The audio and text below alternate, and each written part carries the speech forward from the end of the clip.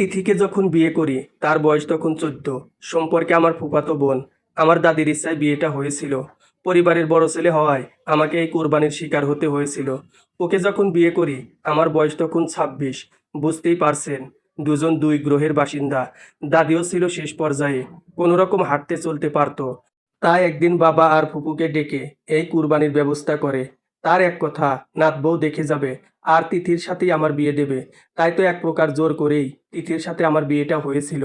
অনিচ্ছা সত্ত্বেও দাদির জোরাজোরিতে বাসর ঘরে ঢুকতে হয়েছিল। ঘরে ঢুকতেই রোবটের মতো খাট থেকে নেমে সালাম করা শুরু করলো। করছে তো করছেই, আমি কিছু বলছি না। প্রায় 2 মিনিট করার পর ধমক দিয়ে বললাম, কি রে, কি করিস? তিথি, সালাম করি। তা তো দেখতেই পারতেছি, এতক্ষণ ধরে সালাম করতে হয়। নানি তো বলছে আপনি যখন আমাকে উঠাবেন তখন সালাম করা বাদ দিতে। ওর কথা শুনে তো আমার পেট ফেটে হাসি পাচ্ছে। তো আর কি বলছে তোর নানি? আরো অনেক কথা বলেছে। কি কি বলেছে? পেটে হাসি চেপে রেখে বলেছে, আপনার বুকে মাথা রেখে রাতে ঘুমাতে আপনি যদি আমাকে জড়িয়ে ধরেন আমি যেন বাধা না দিই, চিৎকার চেঁচামেচি যেন না করি। হয়েছে, এবার থাম, চল খাটে বসে পড়। নানি বলেছে আমাকে কোলে করে নিয়ে যেতে। কানের নিচে একটা চটকানো দিয়ে দাঁত ফালাইয়া দিমু। ওরে কুলে করে খাটে নিতে হবে। যা খাটে যা। ও, এইবার বুঝছি নানি কেন চিৎকার করতে না করেছে। কি বুঝছস? এই যে আপনি আমাকে থাপ্পড় মারবেন, আমি ব্যথা পাবো, তাই যেন চিৎকার না করি। চিৎকার করলে তো মামা এসে আপনাকে মারবে। মনে নাই একদিন আপনি আমাকে মারতেছিলেন আর আমি চিৎকার করতেছিলাম, তখন মামা এসে আপনাকে কি দৌড়ানিটা দিছিল। বলেই ফিক করে হেসে দিছে। আপনি মারেন, আমি চিৎকার করব না। ওর কথা শুনে আমি হাসবো না কাঁদবো ঠিক বুঝতেছি না। কি হলো, মারেন, না হলে কোলে করে বিছানায় নিয়ে যান। ওই তোর তো সাহস একদিনই বেড়ে গেছে, আমার কথার উপর কথা বলিস। যা বিছানায়, ধমক দিয়ে। ও আবার আমাকে খুব ভয় পায়। ভয়ে কাঁপতে কাঁপতে বিছানায় গেল। আমিও বিছানায় গিয়ে হাতে থাকা একটা জামা ওর হাতে দিলাম। কিছুদিন আগেই ও আমায় ফোনে বলেছিল, ভাইয়া, এবার আসার সময় আমার জন্য একটা হলুদ কালারের জামা নিয়ে আসবেন। ওটাই আজ দিলাম। ভাইয়া, এটা কি? খুলে দেখ। ওয়াও, অনেক সুন্দর হয়েছে ভাইয়া, থ্যাংক ইউ। বলেই গালে একটা চুমো দিল। আচ্ছা, আপনি এমন কেন? কেমন? এই যে ড্রেসটা এখন দিলেন, আগে যদি দিতেন তাহলে এটা পরেই আসতাম। কি শাড়ি পরাইছে! আমি পরবই না, তারপরেও বলে বিয়েতে শাড়ি পরতে হয়। আচ্ছা ভাইয়া, বিয়ে কি? তোর অত কিছু জানতে হবে না, শাড়িটা খুলে এটা পরে আয়। শাড়ি পরে ঘুমাতে পারবি না। আচ্ছা, বলি শাড়ি খুলতে লাগলো। ওই, কি করিস? কেন, আপনি না বললেন এটা পরতে? বলছি, তাই বলে কি এখানে? কেন, কোনো সমস্যা? না, কোনো সমস্যা নাই। যা, বাথরুমে গিয়ে হাত মুখ ধুয়ে ওখান থেকে কাপড় পরে আয়। আচ্ছা, বলেই বাথরুমে চলে গেল। কিছুক্ষণ পর ড্রেসটা পরে এসে বলতেছে, ভাইয়া কেমন লাগছে আমাকে? হুম, সুন্দর লাগতেছে। মামা মামিকে দেখিয়ে আসি। না, এত রাতে যেতে হবে না। আর আজ থেকে মা বাবাকে আর মামা মামি ডাকবি না। কেন, কি ডাকবো? Uncle aunty? না, মা বাবা বলেই ডাকবি। বিয়ের পর সব মেয়েরাই তার স্বামীর মা বাবাকে মা বাবা বলেই ডাকে। যা, আমি পারবো না, আমার লজ্জা লাগে। এইদিকে আয়। কেন, মারবেন? না, আয়। শোন, তোকে কিছু কথা বলি। বিয়ের পর মেয়েদের কিছু জিনিস পরিবর্তন করতে হয়। তার স্বামীর বাবা মাকে মা বাবাই ডাকতে হয়। চঞ্চলতা কমাতে হয় আর কথা কম বলতে হয়। মনে থাকবে? হুম, থাকবে। ঠিক আছে, এখন ঘুমা। বলেই আমি শুয়ে পড়লাম। ও শুয়ে পড়লো, কিন্তু বালিশে না, আমার বুকেই। কিরে, খাটে কি বালিশের অভাব হয়েছে? নানি তো বলেছে এভাবে ঘুমাতে। ওর কাণ্ড কারখানা দেখে আর কিছু বললাম না। সকালে ঘুম থেকে উঠে ফজরের নামাজ পড়তে গেলাম। নামাজ পড়ে হাঁটতে হাঁটতে বাজারে গেলাম চা খেতে। চা খেয়ে বাড়ি এসে দেখি সবাই কেমন কানাঘুষা করতেছে। আমি তো আক্কা না করে রুমে গেলাম। কিছুক্ষণ পর দাদি আসলো। এসেই তিথিকে খোঁজা শুরু করলো। আমায় বলতেছে, কি নাতি, আমার নাতনিটারে কই রাখলা? দেখি একটু কেমন হলো। তোমার নাতনি আগে যেমন ছিল তেমনই আছে। তা কই আমার নাত বউটা? তোমার নাত বউকে কি আমি পকেটে করে নিয়ে বসে আছি যে আমায় জিজ্ঞেস করতেছো? কি বলিস? ও তো বের হয় নাই। আমরা তো মনে করলাম তুই রুমে, তাই এদিকে আসি নাই। কি বলো? আমি তো ওকে ঘরে রেখেই নামাজে গেলাম। তারপর সারা বাড়িতে ওকে খোঁজার ধুম পড়ে গেল। চিৎকার করে ডেকেও কোনো পাত্তা নেই। কোথাও পাওয়া গেল না। আমার মনে হঠাৎ সন্দেহ জাগলো। ও কি তাহলে? যেই বাবা সেই কাজ। দৌড়িয়ে পুকুর ঘাটের আম বাগানে গেলাম। যা ভাবছিলাম তাই। গাছ বান্দর গাছে বসে আম খাচ্ছে। কিরে, ওখানে কি করিস? ভাইয়া আম খাচ্ছি, খাবেন? দাঁড়া, তোর আম খাওয়া বের করতেছি। আজ তোর পা ভেঙে দেব। তোরে যে এত মানুষ ডাকতেছে, শুনিস নাই? বলেই লাঠি খোঁজা শুরু করলাম। শুনছি তো। শুনছস, কথা বললি না কেন? আপনি না কাল বললেন কথা কম বলতে। গাধী, কথা কম বলতে বলেছি, তাই বলে এই না যে কথা বলতে নিষেধ করেছি। ছাগলের মতো যে সারাদিন ম্যাঁ ম্যাঁ করস, সেটা কমাইতে বলেছি। ভুল হয়ে গেছে, এখন নেমে আয় বলছি। মারবেন না তো? অসহায়ভাবে মুচকি হাসি দিয়ে, না মারবো না, এবার নেমে আয়। লাঠিটা তাহলে পুকুরে ফেলে দেন, তারপর নামবো। আচ্ছা, ফেলে দিলাম, এবার আয়। সাবধানে নাম। একটু সরে দাঁড়ান। কেন? লাফ দেব? তুই কিন্তু সত্যি আজ মার খাবি। মাগো, গেছে রে, পাটা ভেঙেই গেছে। মেজাজটা গরম হয়ে গেল। কি আর করা, কোলে করে ঘরে নিয়ে আসলাম। বাড়ির ভিতরে এসে পড়লাম বিপদে। সবার মুখে এক কথা, কি ডাকাত ছেঁড়া রে, ছেড়িডারে কি করছে। কিন্তু কেউ তো জানে না যে সে গাছ থেকে পড়ে পায়ে ব্যথা পাইছে, তার জন্য ঠিকমতো হাঁটতেও পারছে না। সবাই তো ভাবতেছে অন্যটা। আমার তো লজ্জায় মাথা কাটা যাচ্ছে। অবস্থা বেগতিক দেখে আমি দাদিকে বুঝিয়ে বললাম। পরে দাদি এই লজ্জার হাত থেকে বাঁচাইলো। বাড়ির মাঝখানে গিয়ে মাকে জোরে ডাক দিল। মা সামনে আসতেই মাকে বলল, বৌমা, দেখো তোমার ছেলের বউয়ের কাণ্ড। এই সকালবেলা গিয়ে গাছে উঠে কেমন পাটা ভেঙে আনলো। এটা শুনেই মা দৌড়িয়ে আসলো। তোরে কতদিন বলেছি গাছে উঠবি না, তারপরও কেন আমার কথা শুনোস না? দাঁড়া, আমি এখন তোর মাকে ফোন দিতেছি, বলবো তুই গাছে উঠে পা ভাঙছিস। মা, হি হি হি। তিথি, কিরে বেহায়া, হাসতেছিস কে? মা, আজ থেকে তো তুমি আমার মা। তুমি আবার কাকে বলবা? মায়ের মুখে একটা খুশির রেখা ভেসে উঠল। তোকে কে বলল? নিলয় ভাইয়া বলেছে। আরও বলেছে। আ সাথে সাথে দাদি মুখটা চেপে ধরলো। আর আমি দৌড়ে ঘরের ভিতর। মাও মুচকি হেসে চলে গেল। কিরে, তুই নিলয়কে ভাইয়া বলে ডাকিস কেন? কি ডাকবো তাহলে? ভাইয়া হয়, ভাইয়া বলে ডাকবো না? ধুর পাগলে, স্বামীকে কি কেউ ভাইয়া বলে ডাকে? কি বলে ডাকে? কিছুই ডাকতে হবে না, আপনি করে বলবি। আর বেশি দরকার হলে আকার ইঙ্গিতে ডাকবি। কিভাবে? এই যে শুনছেন। ওগো, শুনছেন? এইভাবে। ও, আচ্ছা ঠিক আছে। তারপর আমাদের গোসল করিয়ে চেয়ারে বসিয়ে রেখেছে। বান্দর কি আর সভ্যতা বোঝে? তিথিও তেমনি। একবার এই দৌড়াচ্ছে তো আরেকবার ওই দিকে। একবার তো শাড়ি খুলে এসে নাচানাচি শুরু করেছে। মা আবার তাকে ধমকিয়ে শাড়ি পরিয়ে আমার পাশে বসিয়ে দিয়ে গেল। তিথি, এখানেই থাক, উঠবি না। আমি একটু ওই দিকটা দেখে আসি বলে খাবার দিকটা দেখতে গেলাম। কিছু দূর যাওয়ার পরেই তিথি চিৎকার করে ডাকতেছে, ওগো, শুনছেন? তিথি, এখানেই থাক, উঠবি না। আমি একটু ওই দিকটা দেখে আসি বলে খাবার দিকটা দেখতে গেলাম।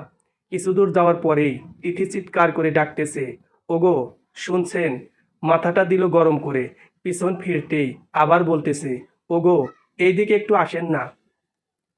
বাড়ির মধ্যে সবাই আমার আর ওর দিকে তাকাচ্ছে আর হাসতেছে। বলির পাঠার মতো আমি শুধু দাঁড়িয়ে আছি আর দাঁতে দাঁত কামড়াচ্ছি। এছাড়া করার কিছুই নাই, কারণ ওর চিৎকার শুনে বাবাও চলে আসছে। এখন কিছু বলতে গেলেই উল্টা আমারই বিপদ। বাবাও মুচকি হাসছে। কিরে নিলয়, তিথি ডাকতেছে, শুনতেছিস না? হা করে গাধার মতো দাঁড়িয়ে আছিস কেন? এইদিকে আয়। হ্যাঁ, বল, ডাকতেছিস কেন? কি হয়েছে? কিরে, তুই কি তিথিকে এখন তুই করে বলিস? হ্যাঁ, ওকে তো আগে থেকেই তুই করে বলি। আগের কথা ভুলে যা। আর একবার যদি তুই করে বলিস, তোর খবর আছে। তিথিমা, তোকে যদি তুই করে বলে, আমায় বলবি। ঠিক আছে বাবা। তাহলে কি বলে ডাকবো বাবা? বউকে কেউ তুই বলে ডাকে, তুমি করে বলবি। ঠিক আছে বাবা, দরকার হলে আপনি করে বলবো, তাও তুই বলবো না। এখন বলেন, ডাকতেছেন কেন? হি হি হি। কিরে গাধের মতো হাসতেছিস কেন? বাবা না, আপনাকে তুমি করে বলতে বলল। আপনি আপনি করতেছেন কেন? ভুল হয়েছে আমার বোন। বলো, ডাকতেছো কেন? ডাকতেছিলাম, ভাবি আমারে বলতেছে রাতে আমাদের কি কি হলো সেটা কি বলবো? আপনি তো আবার বেশি কথা বলতে না করেছেন, তাই আপনাকে জিজ্ঞেস করলাম। বাবা, বাবার মতো দৌড়। ভাবি তো মুখে কাপড় দিয়ে দৌড়। আমি তো আগেই বলির পাঠা হয়েছি, সাথে একদিনই আমি গন্ডারের মতো হয়েছি। তাই ওর কথাটা আমার গায়ে লাগলো না। ভাবি, কই যান, দাঁড়ান। উনি বলতে বললেই বলবো। বলেন না। বলবো। ভাবি তো চলে যাচ্ছে। একটু দাঁড়া, আমি একটা মাইক নিয়ে আসতেছি। তারপর মাইক দিয়ে বলবি, এলাকার সবাই শুনবে। আব্বা, কিরে, বাবাকে ডাকতেছিস কেন? বাবা না বললো আপনি আমাকে তুই করে বললে জানাতে। ভুল হয়েছে আমার। আচ্ছা, আর বলবেন না। ঠিক আছে, এখন তুমি বসে থাকো, আমি যাই। আচ্ছা, যান, তাড়াতাড়ি আসবেন। না হলে ভাবি আবার বলবে আমি অনেক অহংকারী। একটা কথা জিজ্ঞেস করেছি, বলতেছে না। আল্লাহ, কি এমন পাপ করেছিলাম যে এই ঝামেলা আমার কপালে জুটালে? কিছু বলছেন? না না, কি বলবো? বলছি তুমি বসো, আমি যাব আর আসবো। ঠিক আছে। কিরে নিলয়, কই যাস? চলে যাচ্ছি। এমন সময় মা এই কথা বলল। মা, উনি মাইক আনতে যাচ্ছে। মাইক? মাইক দিয়ে কি করবে? কাল রাতে উনি আমাকে যা যা বলেছে ওটা নাকি এলাকার সবাইকে শোনাতে হবে। তাই আমি এবারও কিছু বললাম না, শুধু মায়ের দিকে নিরীহ প্রাণীর মতো তাকিয়ে থাকলাম। মা ও আমার অসহায়ত্বটা বুঝতে পেরে চোখের ভাষায় বোঝাতে চাচ্ছে, একটু ধৈর্য ধর বাবা। মা তিথিকে নিয়ে দাদির ঘরে নিয়ে গেল। আমি পাথরের মতো দাঁড়িয়ে রইলাম। না পারছি চিৎকার করে কাঁদতে, না পারছি ওকে কিছু বলতে।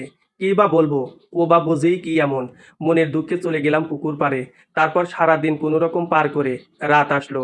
লোকজনও কিছুটা কমেছে। তিথি আর আমাকে ফুপু নিয়ে যাবে, কিন্তু তিথি যাবে না। অনেক জোরাজুরি করেও নিতে পারলো না। বলে যে কাল সকালে যাবে। আমিও একটু হাঁপ ছেড়ে বাঁচলাম। ইজ্জত যা যাওয়ার তা তো গেছেই। তা নিজের বাড়িতে, অন্য বাড়িতে তো আর গেল না। রাতের খাওয়া দাওয়া শেষে আমি ঘুমাতে গেলাম। কিছুক্ষণ পর দাদি আর তিথি আসলো আমার ঘরে। দাদা ভাই, ও তো ছোট মানুষ, কিছু বোঝে না। কয়টা দিন একটু ধৈর্য ধরো, সব ঠিক হয়ে যাবে। তুই কোনো চিন্তা করিস না, আমি ওকে সব শিখিয়ে দেব। হ্যাঁ দাদি, ঠিকই বলেছে। আমাকে আজ অনেক কিছুই শিখাইছে। আপনি আমাকে যা বলবেন তা যেন কাউকে না বলি। আপনার বা আমার বিষয়ে কোনো কিছু জিজ্ঞেস করলে বলতে না করেছেন। সকালবেলা কি থাপ্পড় খাওয়ার স্বাদ জেগেছে? মারবা কেন? নানি তো কাল রাতে বলে গেল ওনার আর আমার কথা কেউ কিছু জিজ্ঞেস করলে কথা না বলতে। তিথি, তুই এমন কেন? তোর কি বুদ্ধি শুদ্ধি কিছু হবে না কখনো? কেন মা, আমি আবার কি করলাম? আর আমার বুদ্ধি নাই কে বললো? বুদ্ধি না থাকলে কি আমি ক্লাসে সবসময় প্রথম হতাম? আর বৃত্তিও তো পাইছি এইটে। তুমি তো তখন বলেছিলে আমার ব্রেইন অনেক ভালো, বলো নাই? বুঝতে পেরেছি, ভুল আমারই। তোকে যদি সবার সাথে মিশতে দিতাম তাহলে আর আজ এই পরিস্থিতির সৃষ্টি হতো না। চোখে চোখে রাখলেও দোষ, না রাখলেও দোষ। এখন থেকে তোর স্কুলে যাওয়া বন্ধ, পড়ালেখাও বাদ। তুই এখন শুধু পাড়ায় পাড়ায় গল্প করে বেরাবি আর দুনিয়া সম্পর্কে জানবি। ইয়াহু, আমি আর স্কুলে যাব না বলেই নাচতে শুরু করেছে। দৌড়িয়ে এসে আমায় বলতেছে, ভাইয়া, ভাইয়া। ধ্যাত, ওগো, ওগো, শুনছেন? আমার আর স্কুলে যেতে হবে না। আমি এখন সারাদিন ঘোরাঘুরি করমু আর খেলমু। আমার যে কি খুশি লাগতেছে বলি আমাকে জড়িয়ে ধরলো। এদিকে ওর চিৎকার শুনে বাবা মা দৌড়ে আসছে। এসে দেখে তিথি আমাকে জড়িয়ে ধরে আছে। এটা দেখে বাবা মা আর রুমে ঢুকলো না, হাসতে হাসতে চলে গেল। অপুও তাদের সাথে গেল। এবার আমি আর সহ্য করতে পারলাম না, ঠাটিয়ে কানের নিচে একটা দিয়ে দিলাম। হঠাৎই তার মুখটা মলিন হয়ে গেল। সে বিছানার এক কোণে বসে পড়লো আর গাল ধরে নীরবে কাঁদতে লাগলো। আশ্চর্যের বিষয়, কোনো শব্দ করতেছে না, আর বাবার কাছেও কোনো নালিশ দিতেছে না। তারপরেও আমার রাগ কমলো না। উঠে ফ্রেশ হয়ে বাবা মাকে বলে জোর করে চলে আসলাম আমার কর্মক্ষেত্র চট্টগ্রামে। আসার সময় দাদিকে বলে আসলাম যে তোমার নাতিনকে পারলে কিছু শিখায়ও, না হলে আমার দ্বারা ওকে নিয়ে চলা সম্ভব না। পৌঁছাতে প্রায় 16 ঘন্টা লাগলো যানজটের কারণে। ফোনটাও বন্ধ। রাত্রি তখন 3টা। ফোনটা চার্জে বসিয়ে ঘুমিয়ে পড়লাম। সকাল 8টার দিকে ফোন খোলার সাথে সাথেই বাবার ফোন। নিলয়, তুই কই? বাবা, আমি তো বাসায়, অফিসে যাওয়ার জন্য রেডি হচ্ছি। যত দ্রুত সম্ভব তুই বাড়িতে আয়। তিথি হাসপাতালে বলেই বাবা ফোনটা রেখে দিল। এই কথা শুনে আমার ভয় ঢুকে গেল। যেভাবে ছিলাম সেভাবেই বেরিয়ে পড়লাম। চট্টগ্রাম এয়ারপোর্টে বন্ধুকে বলে টিকিটের ব্যবস্থা করলাম। তারপর 12টার দিকে ঢাকায় পৌঁছালাম আর ঢাকা থেকে প্রাইভেট কার ভাড়া করে বাড়ির দিকে রওনা দিলাম। পৌঁছাতে প্রায় 5টা বেজে গেল। হাসপাতালে গিয়ে দেখি তিথি বেডে শুয়ে আছে আর স্যালাইন চলতেছে। বাবা, কি হয়েছে? ঠাস, হারামজাদা, তোর মতো একটা স্টুপিড ছেলের বাবা কি করে হলাম সেটাই আমি চিন্তা করতেছি। কি করে তুই ওকে মারতে পারলি? ও একটু চঞ্চল টাইপের, সেটা জানিস। আর ওর বয়সই বা কত হয়েছে? মায়ের ইচ্ছাতেই বিয়েটা হলো। কই একটু শেখানোর চেষ্টা করবি, তা না, তুই ওকে মারলি। তুই জানোস, তুই না খেয়ে বাড়ি থেকে বেরিয়ে গেছিস, সেজন্য ও এখনো কিছু খায় নাই। মা নাকি বলেছে স্বামীকে রেখে কখনো খেতে নেই। ওদিকে তোর ফোনটাও বন্ধ। যতক্ষণ জানতে না পারবে তুই খাস নাই, ততক্ষণ ও কিছু খাবে না। আর এভাবে থাকতে থাকতে রাত 9টার দিকে অজ্ঞান হয়ে যায়। যে মেয়েটা দিনে 6-7 বার খেয়েও খাওয়ার জন্য চিল্লাচিল্লি করতো, সেই মেয়েটা পরশু রাতের পর এখন পর্যন্ত কিছুই খায় নাই। পরে স্যালাইনের মাধ্যমে খাবার দেওয়া হচ্ছে। এখন পর্যন্ত কিছু খাওয়াতে পারি নাই। আর তুই ওকে আমি আর কিছু বলতে পারলাম না। সত্যি কাজটা অন্যায় করেছি। গালে হাত দিয়ে দাঁড়িয়ে আছি আর আমায় দেখে তিথি মিটমিট করে হাসতেছে। হাসতেছিস কে? সরি, হাসতেছো কেন? আপনাকে বাবা মেরে গাল কেমন লাল করে দিছে। হে হে। ওর নিষ্পাপ হাসি দেখে আমিও হাসলাম। পাশে গিয়ে বসতেই উঠে আমার বুকে মাথা রেখে জড়িয়ে ধরলো। মা ফুপু ওখান থেকে গায়েব হয়ে গেল।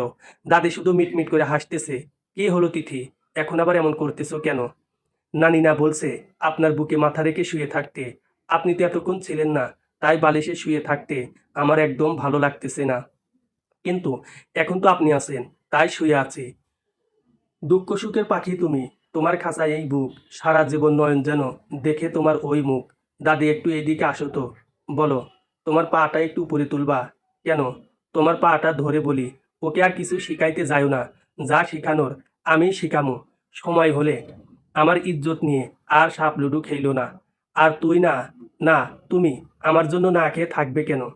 স্বামীর আগে খেলে নাকি স্বামীর অমঙ্গল হয়, তাই। ধুর পাগলে, ওগুলো এমনিই বলে। আর কোনোদিন এমন করবে না। আর আমিও তোর সাথে কখনো এমন করব না বলেই অতিরিক্ত ভালোবাসায় কপালে একটা চুমু দিলাম। সেও বলল, আচ্ছা ঠিক আছে। পরে বাবা দাদিকে ডেকে কিছু খাবার পাঠিয়ে দিল। আমি ওকে খাইয়ে দিলাম। হাসপাতাল থেকে ছাড়পত্র নিয়ে বাড়ির দিকে রওনা দিলাম। মাঝপথে বাবা আবার আমাকে ঝাড়ি দেওয়া শুরু করলো। তিথি বলল, বাবা ওনাকে কিছু বললেন না। উনি বলেছে আর কখনো এমন করবে না। আমাকে নিজ হাতে খাইয়ে দিয়েছে, কিন্তু ভালো করে মাখাইতে পারে না। আমার কপালে একটা চুমুও দিছে। বাবার মুখ চুপ, মায়ের আর দাদির মুখে হাসি। আর আমি জানালা দিয়ে দিনের বেলা আকাশের তারা গুনি। বাড়ি আসতে আসতে প্রায় সন্ধ্যা গড়িয়েছে। রাতে খাবার টেবিলে সবাই খেতে বসেছি। আমি তিথিকে বললাম সবাইকে খাবার বেড়ে দিতে। আমি পারবো না, আমার ক্ষুধা লেগেছে। মা তো আছেই, মাই সবাইকে দেবে। হ্যাঁ, তিথি তো ঠিকই বলেছে। ও কি পারবে এসব করতে? তুই খা মা। ওগো, আমাকে খাইয়ে দেন না। আমার না হাতে ব্যথা করতেছে। ওর কথা শুনে সবাই মিটিমিটি হাসতেছে। নিলয়, খাইয়ে দে তিথিকে। হাতে সুই ঢোকানো হয়েছিল, হয়তো ব্যথা করতে পারে। কি আর করা, খাইয়ে দিলাম। তারপর যার যার মতো রুমে চলে এলাম। দাদি শিখিয়ে দিয়েছে, ওটা কি আর ভুল হবে? এসে বুকে মাথা রেখে শুয়ে পড়ল। ওগো, আপনাকে একটা কথা বলি। বল। আমার কথা শুনে সবাই হাসে কেন? ওটা তুমি বুঝবে না। আর একটু বড় হও, তারপর নিজেই সব বুঝবে। আপনি আমাকে বুঝিয়ে দিন, তাহলেই আমি বুঝতে পারবো। আমি অনেক ভালো বুঝি। আমার স্যাররা না, আমাকে একবার বুঝালেই আমি বুঝে যাই। আচ্ছা, পরে বুঝাবো। আচ্ছা, তিথি, তোমার কোনো বন্ধু নাই? না, তবে বান্ধবী আছে একটা। একটা মাত্র বান্ধবী? ও কি প্রেম করে কারো সাথে? সে, না, কি বলেন এসব? সে কেন? ওটা ভালো না, খারাপ। মা বলেছে যারা প্রেম করে ওদের সাথে না মিশতে, আর কথাও না বলতে। আর যদি কেউ প্রেম নিয়ে কিছু বলে তাহলে মাকে জানাতে। তাই তো আমার কোনো বন্ধু নাই, শুধু একজন ছাড়ের মেয়ে। প্রেম খারাপ কথাটা ঠিক না, প্রেম করা ভালো। প্রেম অনেক ভালো একটা জিনিস।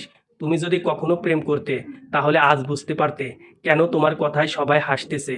তাহলে আমি কি প্রেম করব কারো সাথে? না না, তোমাকে কারো সাথে প্রেম করতে হবে না। যারা প্রেম করে তাদের সাথে মিশলেই হবে। আর ওদের সাথে মেশার পরে যদি প্রেম করতে মন চায়, তাহলে আমার সাথে করবে। স্বামীর সাথে প্রেম করা খারাপ না। কিন্তু মা যদি বকে, মা কিচ্ছু বলবে না, সত্যি তো? আচ্ছা, প্রেম করলে কি করতে হয়? আমি ওকে বুকের মাঝে শক্ত করে জড়িয়ে ধরে বললাম, এমন করে জড়িয়ে ধরতে হয়। মাগো, লাফ দিয়ে দূরে সরে গেল তিথি। কি হলো? আপনি ধরার পরে আমার কেমন জানি কারেন্ট কারেন্ট লাগলো। ছোটবেলায় একবার কারেন্ট ধরেছিল, 3 ঘন্টা পর আমার জ্ঞান ফিরেছে।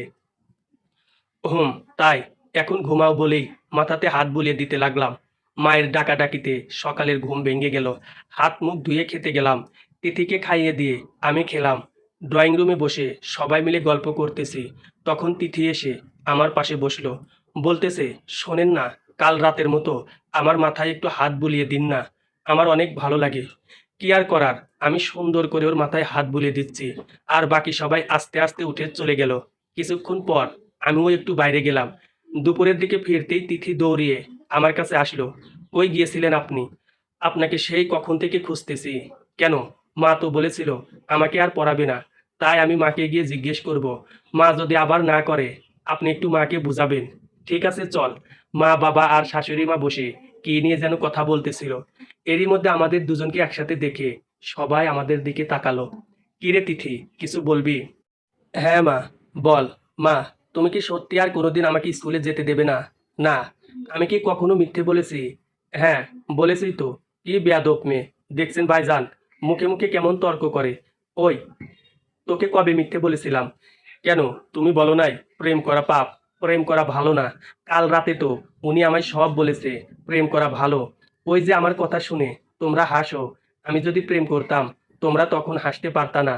উনি আরো বলেছে উনি আমাকে সব শিখাইবে, তারপর আমি উনার সাথে প্রেম করব। হে হে। আবার উনি আমারে বুকের মধ্যে জড়াইয়া ধরছিল। আমি তো ভয়ে শেষ। উনার সারা শরীরে কেমন জানি কারেন্ট। তিথির বাচ্চা, এবার বাবা মাকে দৌড়াতে হয়নি, আমি নিজেই দৌড়িয়েছি। সেই দিনটা কোনোরকম পার করে পরের দিন সকালে চট্টগ্রামের উদ্দেশ্যে রেডি হলাম।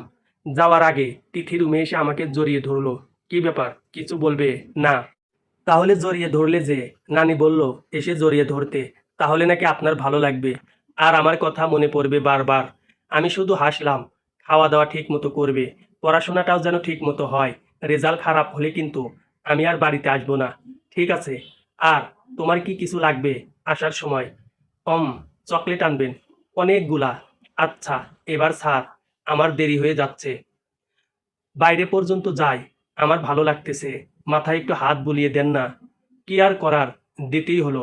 সাথে কপালে একটা চুমু দিয়ে বললাম, হয়েছে, এবার ছাড় পাগলি বউ আমার। বাইরের মানুষ দেখলে হাসবে। তিথি তখন ছেড়ে দিয়ে আমার পিছে পিছে আসলো। সবার কাছে বিদায় নিয়ে রওনা দিলাম। কয়েক পা যেতেই তিথির ডাকে পিছন ফিরলাম। বল, বলছিলাম কি, আপনি তো চলে যাচ্ছেন, তাহলে আমার যদি প্রেম করতে মন চায় তাহলে কিভাবে করব? আমি আর কিছু বললাম না, শুধু একটা দীর্ঘশ্বাস নিয়ে আকাশের দিকে একবার তাকালাম। তারপর মাথা নিচু করে আবার রওনা দিলাম।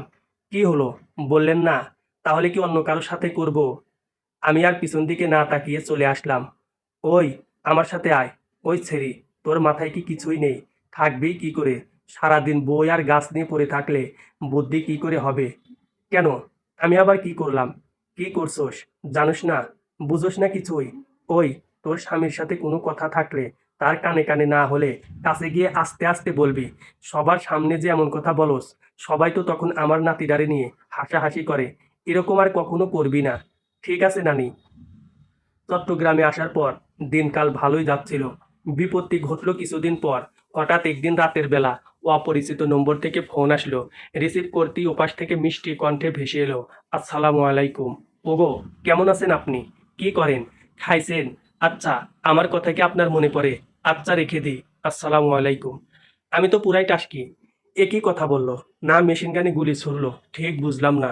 ঘোর কাটতেই ফোন দিলাম। হ্যালো। জি বলেন। কে বলছো? তিথি। জি। ওভাবে কথা বলে রেখে দিলে কেন? কিভাবে কথা বলেছি? ওই যে তুমি একাই কথা বলে ফোন রেখে দিলে। ও মা, নানি বলল আপনার সাথে কথা বলতে। আপনি কি করেন, খাইছেন কিনা, আমার কথা মনে পড়ে কিনা জিজ্ঞেস করতে, তাই করলাম। ও, তা আমার কাছে না শুনে যে ফোন রেখে দিলে? বারে, রাখবো না। নানি তো বলে নাই যে আপনার কথা শুনতে হবে। আপনার কথা শুনলে পরে যদি রাগ করে, তাই রেখে দিছি। হ্যাঁ, ভালো করেছো। ফোন কার এটা? আমার। তোমার? তুমি ফোন কই পাইলা? মামা, থুক্কু, বাবা কিনে দিয়েছে আমাকে। জানেন, এখানে না সুন্দর সুন্দর গেমস আছে। আমি এখন গাছে উঠি না, সারাদিন গেমস খেলি। খুব ভালো। তা শুনবে না আমি কেমন আছি, খাইছি কিনা, কি করি, তোমার কথা মনে পড়ে কিনা? নানি কিছু বলবে না তো? নানির কাছ থেকে শুনে আসি। না, কিছু বলবে না। যদি বলে, কাল আমাদের স্কুলের একটা ছেলে ফোন দিয়েছিল, ওর সাথে কথা বলতে দেখে আমাকে অনেক বকেছে। কি? কার সাথে কথা বলেছো তুমি? ওর সাথে কথা বলতে গেলে কেন? বারে, আপনি না বলে গেছেন যারা প্রেম করে তাদের সাথে মিশতে, সেজন্যই তো কথা বলি। ও বলেছে আমাকে নাকি প্রেম শিখাবে। ও কেন তোমাকে প্রেম শিখাবে? তিথি, আর কখনোই কোনো ছেলের সাথে কথা বলবা না। আমি বলেছিলাম তোমার বান্ধবী যারা প্রেম করে তাদের সাথে মিশতে, যেন তুমি প্রেম কি জিনিস, ভালোবাসা কি জিনিস সেটা বুঝতে পারো। যাহ, আপনি কি সেটা বলেছেন? আপনি বলেছিলেন যারা প্রেম করে তাদের সাথে মিশতে। আমার কিন্তু অনেক বুদ্ধি, আপনার মতো ভুলে যায় না। হে হে। আর আপনি তো যাওয়ার আগে বলে গেলেন না যে কিভাবে শিখবো, তাই ওর সাথে কথা বলেছি। আচ্ছা, বললেন না আপনি কি করেন, খাইছেন কিনা, আমার কথা মনে পড়ে কিনা? আচ্ছা বলবো, আগে বলো, তুমি আর কোনো ছেলের সাথে কথা বলবা না, আর তুমি আমার কাছে প্রেম শিখবে। আচ্ছা ঠিক আছে, এবার বলেন। আমি ভালো আছি, আর খাওয়া দাওয়াও হয়েছে। আর তোমাকে অনেক মনে পড়ে পাগলি। যখন রাতে ঘুমাতে যায় তখন আরো বেশি মনে পড়ে। কেন? কারণ তখন তো তুমি বুকে মাথা রাখো না, তাই। ও আচ্ছা, জানেন, বাবা যে মোবাইলটা দিয়েছে সেটা অনেক ভালো, সাউন্ডটা অনেক জোরে হয়। তুমি কি করে জানলে? বারে, আমি তো লাউড স্পিকার দিয়ে কথা বলতেছি। আমাদের বিজ্ঞান স্যার বলেছে মোবাইলে কথা বলার সময় অতি উচ্চমানের তরঙ্গ আমাদের কানের ক্ষতি করতে পারে। তাই আমি কানে ধরি না। নেন, বাবার সাথে কথা বলেন। বাবাকে কই পেলে তুমি? বাবা তো এখানেই। সাথে সাথেই ফোনটা কেটে দিলাম। আল্লাহ জানে এই মেয়ে কতদিন পর্যন্ত আমার ইজ্জত নিয়ে ফুটবল খেলে। পরদিন রাতের বেলা আবার তিথির ফোন। ভয়ে ভয়ে ফোনটা রিসিভ করলাম। ফোন ধরেই, বাবা মা, তোমরা সবাই কেমন আছো? তোমাদের শরীরটা ভালো? বাবা মাকে কই পেলেন আপনি? কেন? বাবা মা নেই? না, আমি তো নানির ঘরে। ও, নানি কেমন আছো? হি হি। তিথি, হাসতেছো কেন? আমার নানিকে আপনি নানি বললেন? আপনার তো দাদি হয়। আর নানি তো আপনার কথা শুনতে পাবে না। আমি তো কানে ধরে আছি। নানি বলেছে স্বামীর সাথে কথা বলার সময় নাকি কানে ধরে কথা বলতে হয়। যাক, এতদিনে তোমার নানি একটা কাজের মতো কাজ করেছে। শোনেন না, আপনাকে কিছু কথা বলি। হ্যাঁ বলো। আপনার জন্য না আমার কেমন কেমন করে। আপনাকে না আমার খুব মনে পড়ে। সারাক্ষণ মনটা চায় আপনার পাশে থাকি, আপনার বুকে মাথা রেখে ঘুমাই। আপনি যখন অনেক চিন্তায় থাকেন, আপনার কপালে চুমু দিয়ে সব চিন্তা দূর করে দিই। আমার কোলে মাথা রেখে আপনাকে ঘুম পাড়ায়। সত্যি, দাঁড়ান না, শেষ হয় নাই তো। সবসময় আপনার হাতটা ধরে থাকি, আপনাকে আমার আঁচল দিয়ে বাইন্ধা রাখি, আপনার সাথে এক থালায় খাই। আপনা তিথি, সত্যি তোমার এমন মনে হয়? ইস, আপনি এমন কেন? দিলেন তো সব ভুলিয়ে। নানি তারপর যেন কি বলতে বলেছিল, উনি তো সব ভুলিয়ে দিল। তিথি, ফোনটা রাখো, অনেক রাত হয়েছে, এখন ঘুমাও। মুডটাই নষ্ট করে দিল। আচ্ছা, পরে মনে হলে আবার ফোন দিব তাহলে। আর কোনো কথা না বলে ফোনটা রেখে দিলাম। রাত ৩টা, আবার তিথির ফোন। রিসিভ করতেই ঘুম গলায় বলতেছে, ওগো, শোনেন না, আমার না এখন মনে পড়েছে। বলি, মেজাজটা ৪২০ করে দিল। দিলাম এক ধমক। ঘুমা, ফাজিল মেয়ে। এই রাত্রিবেলা ফাজলামি করতেছোস? থাপড়ায় দাঁত ফালাইয়া দিমু বলেই ফোনটা রেখে দিলাম। কিছুক্ষণ পরেই বাবার ফোন। আসসালামু আলাইকুম। বাবা, হারামজাদা, থাপড়ায় দাঁত ফালাইয়া দিমু। তুই তিথিরে কি বলছোস? মেয়েটা এত রাতে কাঁদতেছে কেন? তোমায় কে বললো কাঁদতেছে? বলতে হবে কেন? তিথি তো কাঁদতে কাঁদতে আমায় ডাকতেছিল। ও নাকি? তবে কি বলতে চাইছিল? তুই ওর সাথে খারাপ ব্যবহার করলি কেন? বাবা, ওর বকর বকর শুনে কি করব বলো? সকালে একটা মিটিং আছে, আর এত রাতে ফোন দিয়েছে, তাই রাগে বলেছি। তোর মিটিংয়ের গুল্লি মারি। তিথিমা, নে তুই আমার সামনে বল। আর সাউন্ড বাড়িয়েই দিলাম। একটা গালাগালি যদি করছোস, তরে চট্টগ্রামে গিয়েই জুতা দিয়ে বাইরাইমু। বল মা, বল। আল্লাহ ইজ্জত বাঁচাও, আল্লাহ ইজ্জত বাঁচাও। আপনাকে ছাড়া আমি থাকতে পারবো না। আমি আপনাকে অনেক ভালোবাসি। রাখি হে, আল্লাহ হাফিজ।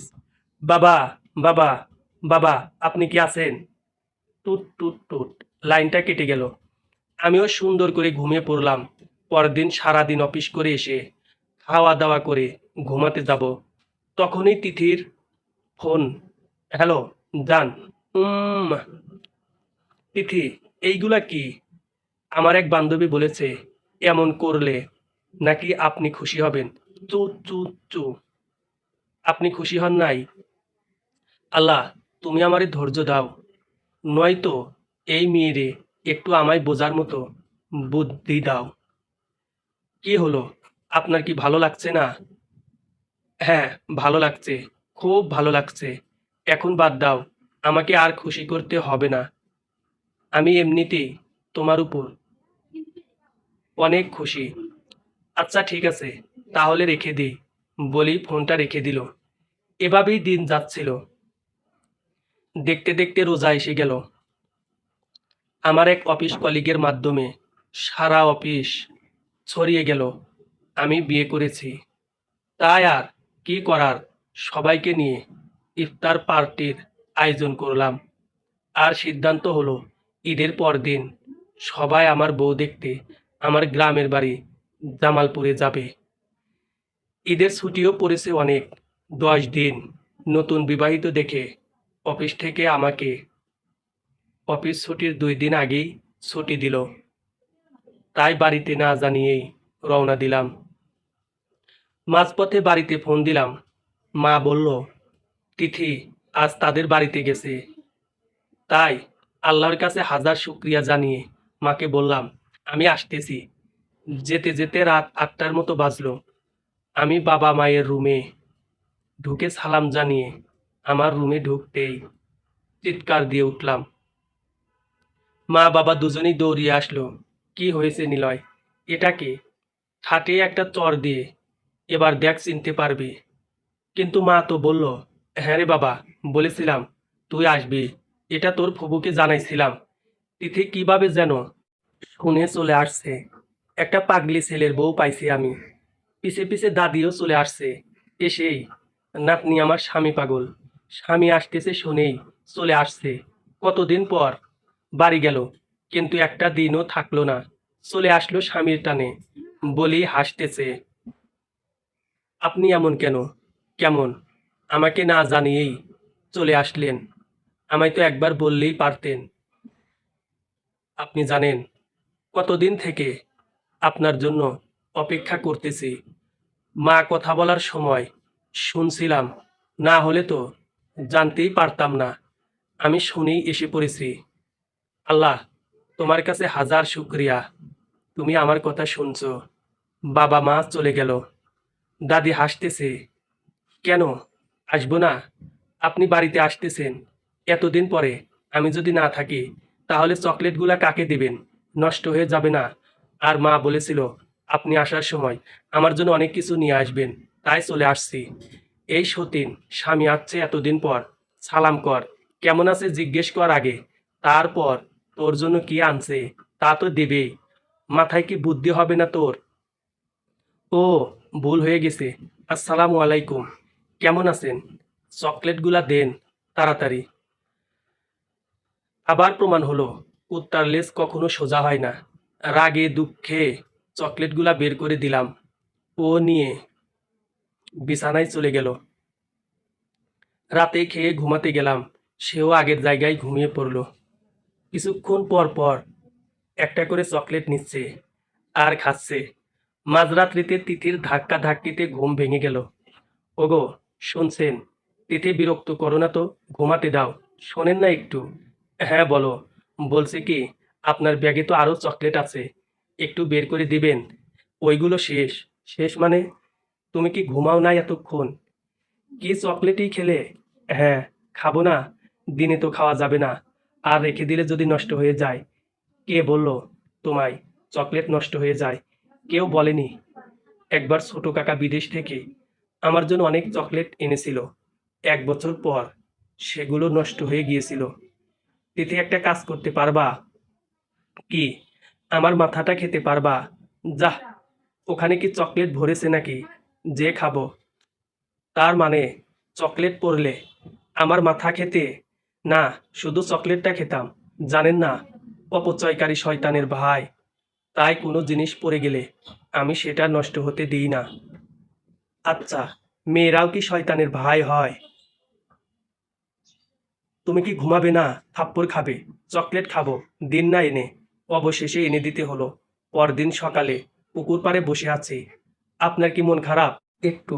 ও, আচ্ছা দাঁড়ান, আপনার মন ভালো করে দিই। চু চু।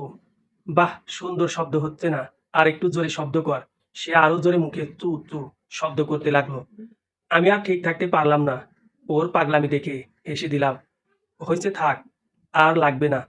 এবার চু চু করা বন্ধ কর। সেও বিশ্বজয় এক হাসি দিল।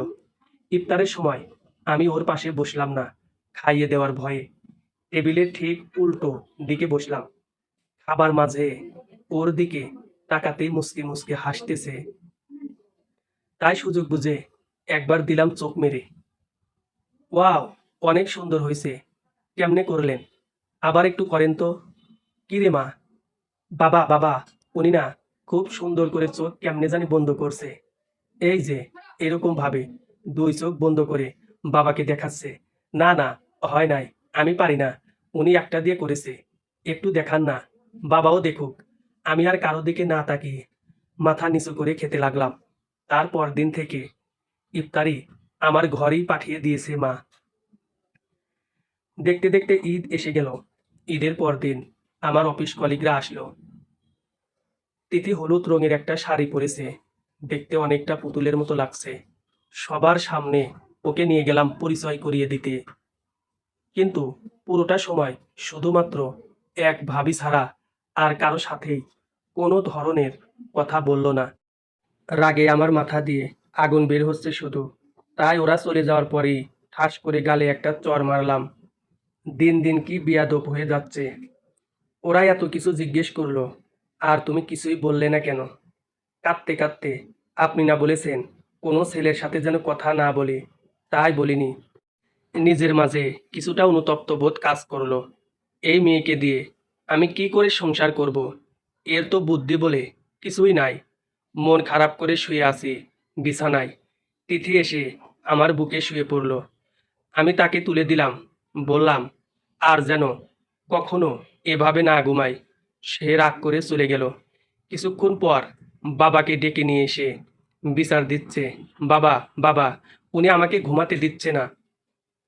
কিরে নিলয়, ঘুমাতে দিচ্ছিস না কেন? বাবা, আমি ওকে কখন ঘুমাতে দিলাম না? ঘুমাক না, আমি কি নিষেধ করেছি? না বাবা, আমি উনার বুকে ঘুমাবো। উনি আমাকে বারবার তুলে দিচ্ছে। বাবা একটু সংকোচে পড়ে গেলেন, তারপরও বললেন, ওকে ঘুমাতে দে। আমরা গেলাম। বাবা, যাবেন না, আমি আগে শুয়ে পড়ি, তারপর যাবেন, না হলে আবার তুলে দেবে। তিথি এসে শুয়ে পড়ল।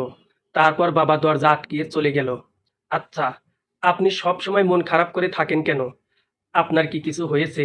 না, কিছু হয় নাই। কিছু তো একটা হয়েছে, না হলে সব সময় এমন থাকেন কেন? কি করব বলো? আমার যৌবন শেষ হয়ে যাচ্ছে, আর তুমি তো সেটা বুঝতেই পারতেছো না। মুখ ফসকে কথাটা বলে দিলাম। ও, ডাক্তার দেখান নাই? ঘুম দেখাইছি, বলেছে ভালো হয়ে যাবে। তুমি এখন ঘুমাও, আর কথা বলো না। পরদিন সকালে সবাই খেতে বসছি। মন খারাপ দেখে বাবা জিজ্ঞেস করলো, নিলয়, কিছু হয়েছে তোর? কয়দিন থেকে দেখতেছি মন খারাপ। না বাবা, কিছু হয় নাই। হয়েছিল, ডাক্তার দেখিয়েছেন, এখন ভালো হয়ে যাচ্ছে। এই ছেলেটাকে নিয়ে আর পারি না। ছোট থেকেই একটা সমস্যা, অসুখ হলে কাউকে বলবে না। কি হয়েছিল রে নিলয়? বাবা, উনার না, তিথি একদম চুপ, কোনো কথা বলবে না। এই বলবে না কেন? তোর কি অসুখ সেটা জানতে হবে না? পরে যদি বড় সমস্যা হয়ে যায়। বল মা, কি হয়েছিল নিলয়ের? আর তুই কেমনে জানলি? কাল রাতে যখন আপনারা এসে পড়লেন, তখন বলেছে উনার নাকি জৈবন শেষ হয়ে যাচ্ছে, আর আমি সেটা বুঝতে পারি নাই বলে উনার মন খারাপ। এখন নাকি ভালো হয়ে যাচ্ছে। আমি এক দৌড়ে ঘরের ভিতর।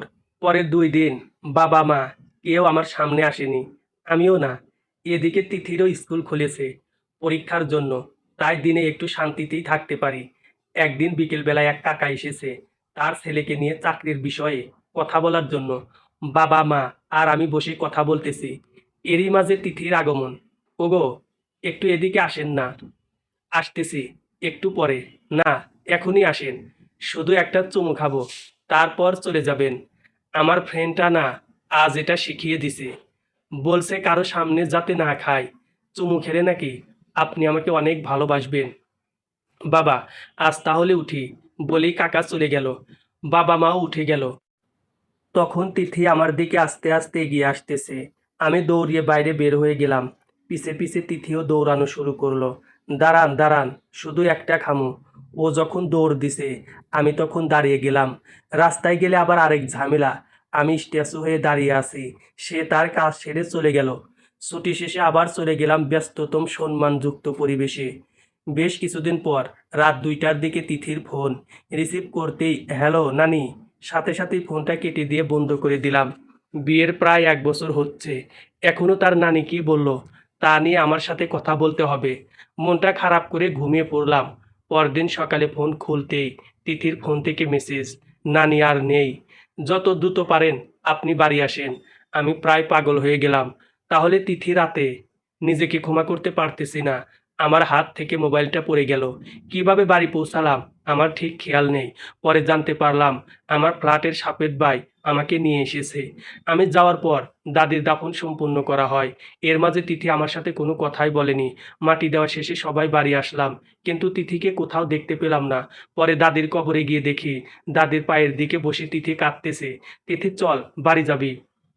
তিথি আমাকে জড়িয়ে ধরে চিৎকার দিয়ে কেঁদে উঠল। কোনোভাবেই তাকে সেখান থেকে সরাতে পারলাম না। পরে বাবা মা এসে অনেক বুঝিয়ে তাকে বাড়ি নিয়ে গেল। দাদির জন্য আমারও অনেক খারাপ লাগতেছে, কিন্তু তিথির জন্য তা প্রকাশ করতে পারতেছি না। তাহলে হয়তো ও আরও পাগলামি করবে। রাতে খাওয়া দাওয়া করে সবাই ঘুমিয়ে পড়লাম। তিথি আমার বুকে শুয়েই আবার কান্না শুরু করে দিল। আমি ওকে অনেক বুঝিয়ে ঘুম পাড়িয়ে দিলাম। মাঝরাতে হঠাৎ কান্নার শব্দে ঘুম ভেঙে গেল। উঠে দেখি তিথি পাশে নেই। দৌড়িয়ে দাদির কবরের পাশে গেলাম। গিয়ে দেখি তিথি একটা লাইট নিয়ে দাদির কবরের পাশে বসে আছে আর কাঁদতেছে। তিথি, তুমি এত রাতে এখানে আসছো কেন? নানি তো অন্ধকারে ভয় পায়। নানি তো বাড়ি ছাড়া কখনো কোথাও থাকেনি। নানি এখানে কিভাবে থাকবে? আমি আর কান্না ধরে রাখতে পারলাম না। তিথি, তুমি আর পাগলামি করো না। তুমি এমন করলে দাদি কষ্ট পাবে। বাবা মাও কান্নার আওয়াজ পেয়ে চলে আসছে। পরে তাকে আবার বাড়িতে নিয়ে গেলাম। তিথির এমন অবস্থা দেখে ওকে বাবা মা আর ফুফু, মানে আমার শাশুড়িও, তাকে বাড়িতে রাখতে চাচ্ছে না। তাই আর আমারও মনে হলো বাড়ি থাকলে ও আরও ভেঙে পড়বে। তাই তার স্কুল থেকে টিসি নিয়ে তাকে চট্টগ্রাম নিয়ে আসলাম। অফিস থেকে কিছুদিন ছুটি নিয়ে তাকে নিয়ে চট্টগ্রামে ঘোরাঘুরি করলাম। পাহাড় সমুদ্র ঘুরে সে কিছুটা পরিবর্তন হলো। তারপর বাংলাদেশ মহিলা সমিতি বালিকা স্কুল অ্যান্ড কলেজে আমাদের এমডি স্যারের মেয়ের সাথে ভর্তি করে দিলাম। সাফেদ ভাইয়ের সাথে একই ফ্ল্যাটে থাকতে লাগলাম। সাফেদ ভাইয়ের বউ একজন গৃহিণী। তাদের 6 বছরের একটা মেয়ে আছে। কিছুদিনের মধ্যেই তিথির সাথে ভালোভাবে জমে গেল। আমি সকালে অফিসে যাওয়ার সময় তিথিকে স্কুলে দিয়ে যাই, আবার আসার সময় নিয়ে আসি। এভাবে দিনগুলি ভালোই যাচ্ছিল। একদিন তিথির স্কুল আগেই ছুটি হয়ে যায়। তাই আমায় বলে বাসায় চলে আসছে।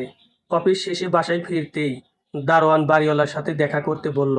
রুমে এসে দেখি তিথি পড়তেছে। আমায় দেখে উঠে এসে জড়িয়ে ধরলো। প্রতিদিনই এমন করে। যতক্ষণ বাসায় থাকি ততক্ষণ আমার হাত ছাড়তে চায় না। দাদি নাকি এটা বলে গেছে। অবশ্য দাদি মারা যাওয়ার পর তিথির মাঝে অনেকটাই পরিবর্তন আসছে। আগের মতো তেমন বেফাস কথা বলে না। কপালে একটা চুমু দিয়ে টেবিলে বসিয়ে বললাম যে একটু বাড়িওয়ালার সাথে দেখা করতে হবে। আমি দেখা করে আসি। না, আপনি যাবেন না। কেন? এমনি। না, এমনি না। আমায় না কয়টা অঙ্ক করে দিতে হবে। আচ্ছা, এসে করে দিচ্ছি। না, আমায় এখনই করে দিতে হবে। অঙ্ক করা শেষ হলে, আচ্ছা তুমি বাকিগুলা করো, আমি আসতেছি। ফিজিক্সটাও একটু বুঝিয়ে দেন। এভাবে করতে করতে রাত 8টা বাজিয়ে ফেলেছে। প্রায় সব সাবজেক্ট পড়ানো শেষ, তারপরেও যেতে দিচ্ছে না। তারপর ধমক দিয়ে বসিয়ে দেখা করতে গেলাম। সালাম দিতেই গম্ভীর মুখে আমার দিকে তাকালো। আমার হাতটা ধরে টেনে ছাদে নিয়ে গেল। দেখো নিলয়, তোমার বউ আমার ছাদের কি অবস্থা করেছে। সবগুলো ফুল ছিঁড়ে ফেলেছে। আর এদিকে আসো, দেখো গাছটার কি অবস্থা করেছে। এটা কি কারো ওঠার মতো গাছ? তোমার বউ গাছে উঠে গাছটা ভেঙে ফেলেছে। তার মানে এই জন্যই বাড়িওয়ালার কাছে আসতে দিচ্ছিল না। আমি তাড়াতাড়ি নিচে নামলাম। দেখি তিথি রুমে নাই। বাথরুমে ধাক্কা দিয়ে দেখি সারা বাথরুম ফুলের পাপড়ি দিয়ে ভরা। ভাবিদের রুমে গিয়েও দেখি নাই। রুমে এসে তিথির ফোনে ফোন দিলাম। খাটের নিচ থেকে ফোন বেজে উঠল। ফোনটা কেটে নিচে তাকালাম। দেখি তিথি খাটের নিচে শুয়ে আছে। তিথি, ওখানে কি করো? বাইরে এসো, ধমক দিয়ে। আমি কিন্তু বাবাকে কল দেব। বাবাকে কেন কল দেবে? আপনি আমায় মারবেন বলে চিৎকার করে কান্না শুরু করে দিল। কান্না শুনে পাশের রুমের ভাবি চলে আসলো। কিরে নিলয়, কি হয়েছে? আরে ভাবি, কিছুই হয় নাই। আমি ওকে খাটের নিচ থেকে বাহির হইতে কইছি। ও এমনি কান্না শুরু করছে। তুমি যাও, আমি দেখতেছি। আমার ভুল হয়ে গেছে। আমি আর কখনোই করব না। আচ্ছা ঠিক আছে, এবার বাইরে আসো। আগে বলেন, মারবেন না তো? আচ্ছা, মারবো না। বাইরে আসো। কান্না থামিয়ে বাইরে আসলো। চোখের পানি মুছে দিয়ে জিজ্ঞেস করলাম, গাছ ভাঙছো কেন? আমি ভাঙ্গি নাই, দিয়া ভাঙছে। মিথ্যা কথা বলবা না। তিথি, সত্য বলো। ধমক দিয়ে। অনেক দিন থেকে গাছে উঠি না, তাই ছাদে গাছ দেখে পা কেমন জানি করতেছিল। তাই উঠেছিলাম বলেই আবার কান্না শুরু করে দিল। আচ্ছা কাঁদতে হবে না। কান্না করার কি আছে? পাগলি, আমি কি তোমাকে কিছু বলেছি নাকি মেরেছি? কিছু বলবোও না। কান্না থামাও বলে আবার চোখের পানি মুছে দিল। আচ্ছা তিথি, হুম, আরেকটা কথা জিজ্ঞেস করি, কান্না করবা না কিন্তু? আচ্ছা। আচ্ছা, ফুল কেন ছিঁড়েছো? ও, আমি না টিভিতে দেখেছি সাবান দিয়ে গোসল করার সময় পানিতে ফুল দিতে হয়, তাহলে সুন্দর হওয়া যায়। তাই ফুল ছিঁড়েছি। তাই বলে সব ফুল কেন? বারে, আপনি দেখেন নাই ওদের গোসলখানা ভর্তি থাকে, তাই তো সব ফুল ছিঁড়েছি। এবার আর না হেসে পারলাম না। আমার হাসি দেখে ও হাসতেছে। দূর পাগলি, ওরা এমনিতেই ওইভাবে টিভিতে বিজ্ঞাপন দেয়। আর তুমি এমনিতেই সুন্দর, তোমাকে ফুল দিয়ে গোসল করতে হবে না। যাদের চেহারা খারাপ তাদের করতে হয়। আর কখনোই ছিড়বে না, মনে থাকবে। আচ্ছা, আর ছিড়ব না। তার কিছুদিন পর তিথির টেস্ট পরীক্ষা শুরু হওয়ায় ওকে সারাদিন বাসাতেই থাকতে হতো সারাদিন। ভাবি আর দিয়ার সাথেই সময় কাটাতো। একদিন বাসায় এসে দেখি ভাবিরা কেউ বাসায় নাই। তিথি একা একা পড়তেছে। আমি যাওয়ার পর কেমন করে আমার দিকে তাকাচ্ছে, কিন্তু কাছে আসতেছে না। তিথি, কিছু হয়েছে? সে কান্না শুরু করে দিছে। আমি ভয় পেয়ে গেলাম। তিথি, তুমি কি একা একা ভয় পেয়েছো? না। আবার ফুল ছিঁড়েছো? না। ভাবি কিছু বলেছে? বকেছে? না। তাহলে কাঁদতেছো কেন? আমি ইচ্ছে করে করি নাই। কি করেছো বলো? আপনি আমায় মারবেন। বলি আরো জোরে কাঁদতে লাগলো। আমি বাবাকে বলে দেব আপনি আমায় মেরেছেন। আমি কি তোমাকে কখনো মেরেছি? ওহম, 2বার থাপ্পড় মেরেছেন। কবে? মনে নাই? একদিন সকালবেলা, আর ঈদের পরের দিন একদিন আপনার বন্ধুদের সাথে কথা না বলার জন্য মেরেছিলেন। আচ্ছা, তখন বুঝতে পারি নাই। তারপর তো আর মারি নাই, আর মারবও না। বলো কি করেছো? দিয়া না চকলেট খাইতেছিল। আমি চাইছিলাম, আমাকে দেয় নাই। পরে আমি ওর কাছ থেকে জোর করে সেটা কেড়ে নিয়েছি। তারপর সে আমার চুল টেনে ধরেছিল, তাই আমি ওকে কামড় দিয়েছি। কামড় দিয়েছো মানে? দিয়া এখন কোথায়? ওকে নিয়ে হাসপাতালে গেছে ওর মা। আমি আর দেরি না করে হাসপাতালের দিকে রওনা দিলাম। তিথিও আমার পিছে পিছে গেল। হাসপাতালে গিয়ে দেখি দিয়ার ট্রিটমেন্ট চলতেছে। 4টা সেলাই দিয়েছে হাতে। তিথি আমার হাতটা ধরে অপরাধীর মতো পিছনে দাঁড়িয়ে পড়লো। সাথে সাথে কান্না শুরু করে দিয়েছে। কেড়ে নিলয়, তুই কি তিথিকে বকাবকি করেছিস নাকি? সুযোগ পাইলাম কই? তার আগেই তো বাবার ভয় দেখানো শুরু করেছে। থাক, কিছু বলিস না। দিয়াকে যখন কামড় দিয়েছে, দিয়ার আগে সেই কান্না শুরু করে দিয়েছে হাতে রক্ত দেখে। ছোট মানুষ, বুঝতে পারে নাই। ভাবি, ও এবার এসএসসি দেবে। ওকে তুমি ছোট বলছো? ওকে আমি আর এখানে রাখবো না। কালই ওকে বাড়ি পাঠিয়ে দেব। আমি বাড়ি যাব না বলেই আবার কান্না শুরু করে দিয়েছে। থাক, তোকে আমি যেতে দেব না। শুধু আর পাগলামি করবি না কখনো, মনে থাকে যেন। আচ্ছা। ভাবলাম হাসপাতালে যখন এসেই পড়েছি তখন প্রেশারটা একটু মেপে যায়। যেই না নার্স প্রেশার মাপা শুরু করেছে, তিথি এসে নার্সের চুল ধরে টানাটানি শুরু করেছে। তিথি ধমক দিয়ে, এটা কেমন বেয়াদবি? ও আপনাকে ধরেছে কেন? ধরেছে মানে? প্রেশার মাপতেছে। ধরতে হবে না। না, ধরবে না। নানি বলেছিল তোর স্বামীর পাশে যেন কোনো মেয়ে ঘেঁষতে না পারে। কোনো মেয়ে যেন তোর স্বামীকে স্পর্শ না করে। যদি করে তাহলে কিন্তু তোর স্বামীকে হারাবি। আমি হাসি আটকালেও নার্স না হেসে পারল না। পরে নার্স আর প্রেশার মাপল না। তারপর তাকে নিয়ে বাসায় চলে আসলাম। আর টেস্ট পরীক্ষা শেষ হওয়ার পর তাকে বাড়িতে পাঠিয়ে দিলাম, যাতে আর কোনো অঘটনের সৃষ্টি না হয়। কে শোনে কার কথা? পরদিন বাবাকে সাথে নিয়ে হাজির। তাকিয়ে দেখি একদিনই চেহারার বেহাল দশা করে ফেলেছে। অফিস থেকে বাসায় ঢুকেই দেখি বাবা আর তিথি বসে গল্প করতেছে। আমাকে দেখেই তিথি বাবার পাঞ্জাবি ধরে বাবার পিছে দাঁড়িয়ে গেল। অনেক কেঁদেছে মনে হয়। দেখে মনে হলো। বাবা, কখন এসেছো? কেমন আছো? বাবা কোনো কথা না বলে আগে হাতের কাজটা সেরে নিল। হারামজাদা, তোর সাহস কি করে হলো মেয়েটাকে একা একা পাঠানোর? রাস্তায় যদি কিছু একটা হয়ে যেত। বাবা, জানো ও কি করেছে? চুপ, কোনো কিছুই আমি জানতে চাই না। একটা কথা বলবি, একটা চর খাবি। যত কথা তত চর। তিথি খিলখিল করে হেসে উঠল। আমি ওর দিকে তাকাতেই বাবার পিছে লুকিয়ে পড়ল। বিপত্তি আরও বাড়ল কিছুদিন পর। তিথির যখন এসএসসি পরীক্ষা শুরু হলো, তার এক কথা, ও পড়ার সময় আমাকে খাটে হেলান দিয়ে বসে থাকতে হবে। ও আমার বুকে মাথা রেখে পড়বে, আর আমাকে ওর মাথায় হাত বুলিয়ে দিতে হবে। তা না হলে সে পড়বে না। দীর্ঘ 1.5টা মাস আমি ঠিক মতো ঘুমাতে পারি নাই। ও রাত 2টা 3টা পর্যন্ত পড়তো, আবার 6টা 6:30টায় উঠতো। পরীক্ষার সময় মেয়েটার চোখে ঘুম থাকে না। যে করেই হোক তাকে প্রথম হতে হবে, না হলে তার মাথা ঠিক থাকে না। ক্লাস 7 অসুস্থতার জন্য দ্বিতীয় হয়েছিল। পরে যে প্রথম হয়েছিল তার বাবা মা এসে রিকোয়েস্ট করে তিথিকে প্রথম করে দিয়েছে, কারণ তাদের ছেলেকে খামচিয়ে কামড়িয়ে শেষ করে দিয়েছিল। আর ও পড়ার সময় কেউ ডিস্টার্ব করলেও তার অবস্থা অনেকটা খারাপ করে দেয়। তাই কিছু বলার মতো সাহসও হয় নাই। পরীক্ষা শেষে আবদার করলো আমার সাথে ঘুরবে। ছুটি নাই বললে স্যারের মেয়েকে বলে ছুটির ব্যবস্থা করলো। একদিন তাকে নিয়ে পার্কে গেলাম ঘুরতে। এই দেখেন দেখেন, মেয়েটা মনে হয় পানিতে পড়েছিল। চলেন চলেন, দেখে আসি। তিথি, দেখতে হবে না, চলো এখান থেকে, বাসায় যাব। আরে, আপনি এমন কেন? দেখছেন না ছেলেটা একা, আমরা গিয়ে সাহায্য করি হাসপাতালে নেওয়ার জন্য। তিথি, হাসপাতালে নিতে হবে না, মেয়েটা দেখো নড়তেছে, তার মানে সে বেঁচে গেছে, আমাদের যেতে হবে না। এই বলে তাড়াতাড়ি ওখান থেকে চলে আসলাম। দেখতে দেখতে তিথির রেজাল্ট হয়ে গেল। অনেক ভালো রেজাল্ট করেছে, আমাদের বকশীগঞ্জ উপজেলায় প্রথম। সেদিন যে তিথি কি পরিমাণ খুশি ছিল বলে বোঝাতে পারবো না। প্রায় ঘন্টাখানেক লাফিয়েছে, আর কিছুক্ষণ পর পর আমায় এসে জড়িয়ে ধরেছে। অথচ এই মেয়েটাই রেজাল্টের আগের দিন রাতে সারা রাত ঘুমাতে পারে নাই, সাথে আমাকেও ঘুমাতে দেয় নাই। আমাদের বিবাহিত জীবনের বসন্ত শুরু হয়েছিল তিথির এইচএসসি পরীক্ষার পর। ততদিনে সাফেদ ভাইরা ঢাকার দিকে চলে গেছে, তাই পুরো ফ্ল্যাটে আমরাই ছিলাম। মনে পড়ে আমাদের বিয়ের চতুর্থ বার্ষিকীতে আমার ফিরতে একটু রাত হয়।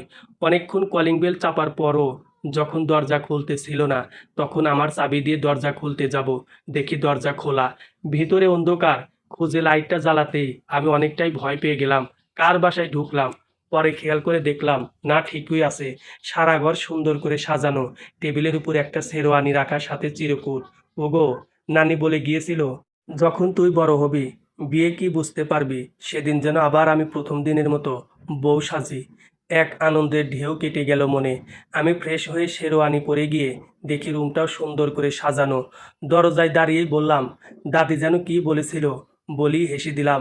তিথি লজ্জায় মুখটা হাঁটুতে ঠেকালো। কোনো রকম রাতটা পার করলাম। পরদিন থেকে বিপত্তি আরও বেড়ে গেল। প্রায় এক সপ্তাহ তিথির মুখ দেখতে পারি নাই। খুব সকালে সে উঠে নাস্তা রেডি করে অন্য রুমে লুকিয়ে থাকতো। আর রাত না হলে বাসায় ঢুকতে দিত না। বাসায় যখন ঢুকতাম পুরো অন্ধকার থাকতো, এসেই আমাকে জড়িয়ে ধরতো বরাবরের মতোই, কিন্তু লাইট জ্বালাতো না। শোয়ার সময় আমার হাতটা বেঁধে রাখতো, তারপর ঘুমাতো। এভাবেই তার অত্যাচারে দিনগুলি যাচ্ছিল। ডামেকে চান্স পাওয়ার পর আমি ঢাকার দিকে চাকরি নিই। চান্স হওয়ার কিছুদিন পরেই তিথি কনসেপ্ট করে। সেদিন যে আমি কী পরিমাণ খুশি হয়েছিলাম তা ভাষায় প্রকাশ করার মতো না। তিথিকে খবরটা জানানোর পর ও যে কতক্ষণ আমার বুকে মুখ লুকিয়েছিল তা আমার মনে নেই। কিছুক্ষণ পর দেখি তিথি কাঁদতেছে। এই পাগলি, কাঁদতেছে কেন? বাবু হলে তো আপনি বাবুকেই ভালোবাসবেন, আমায় তো বাসবেন না। হেসে দিলাম। ধুর পাগলি, কে বলেছে তোমায় ভালোবাসবো না? আরও অনেক বেশি বাসবো। সত্যি? হুম, সত্যি বলেই কপালে একটা চুমু দিলাম। সেও আমাকে জড়িয়ে ধরলো। পাগলিটা এখন মা হয়েছে, বাবা হয়েছি আমি, কিন্তু পাগলির পাগলামি কমে নাই, বরং বেড়েছে। আল্লাহর অশেষ রহমতে আমাদের একটা মেয়ে হয়েছে। মেয়ে হওয়ার পর থেকেই আমার উপর তিথির অত্যাচার আরও বেড়ে গিয়েছে। মেয়েও হয়েছে ঠিক মায়ের মতোই। মা যেমন স্বামীর বুক ছাড়া ঘুমায় না, মেয়েও তেমন বাবার বুক ছাড়া ঘুমায় না। আর এই নিয়ে মা মেয়ের মধ্যে ঝগড়া লেগেই থাকে। মাঝখানে থেকে বলির পাঠা হয়েছে আমি। আমরা এখন মানুষ তিনজন, আর বালিশ একটা। এখন মেয়ের বয়স 3, কোলে করে দাঁড়িয়ে অপেক্ষা করছি তিথির জন্য। আজ তিথির মেডিকেলের শেষ দিন। কি ব্যাপার, ওকে এইভাবে কোলে করে কতক্ষণ দাঁড়িয়ে আছেন? এই তো প্রায় ঘন্টাখানেক। ও কি এইভাবেই কোলে উঠেছিল? হুম। কেন? না, কিছু না। মামনি, আমার কোলে আয়। মেয়েকে কখনো তুই করে বলে না, রাগ না উঠলে। কিন্তু বুঝতে পারলাম না কি জন্য রাগ করেছে।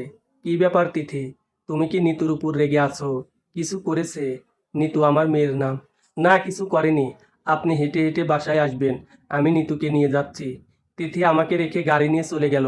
বাসায় গিয়ে দেখি মেয়েটাকে খাটের সাথে বেঁধে কান ধরিয়ে দাঁড় করে রেখেছে। কি ব্যাপার তিথি, ওকে বেঁধে রেখেছো কেন? কি করব? ও আপনার কোলে কেন উঠবে? বারে, মেয়ে বাবার কোলে উঠবে না? উঠুক, তাতে সমস্যা নাই। আমি ওকে ভাগ করে দিছি না, আমার পাশে ও কেন উঠবে? ও তো তোমার পাশে যেতে চায় নাই, আমিই নিয়েছি। নিতু, সত্যি? কাঁদতে কাঁদতে, হুম। আচ্ছা ঠিক আছে, কান ছাড়। তুমি 1 ঘন্টা কোলে উঠেছিলে না আমার পাশে, তাহলে আমিও 1 ঘন্টা থাকবো কোলে উঠে তোমার পাশে। তাহলে শোধবোধ হয়ে যাবে। আর এই 1 ঘন্টায় যে আমার পাশে ক্ষয় করেছো সেজন্য আরও 1 ঘন্টা আমার পাশে কোলে উঠে বসে থাকবো। কিন্তু মেয়েও 2বার কোলে উঠতে দিতে রাজি না। এই নিয়ে চলছে মা মেয়ের ঝগড়া।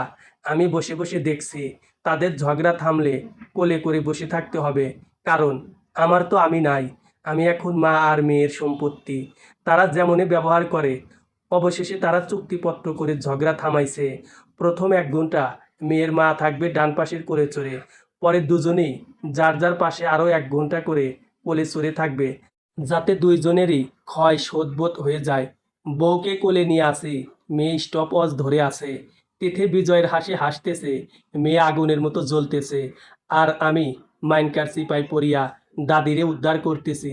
হয়তোবা বাকিটা জীবনও কাটবে এমন অবুঝ বউয়ের জ্বালায় সমাপ্ত।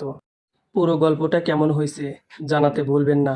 আর গল্পটা ভালো লাগলে চ্যানেলটি সাবস্ক্রাইব করে পাশে থাকার অনুরোধ রইল। ধন্যবাদ।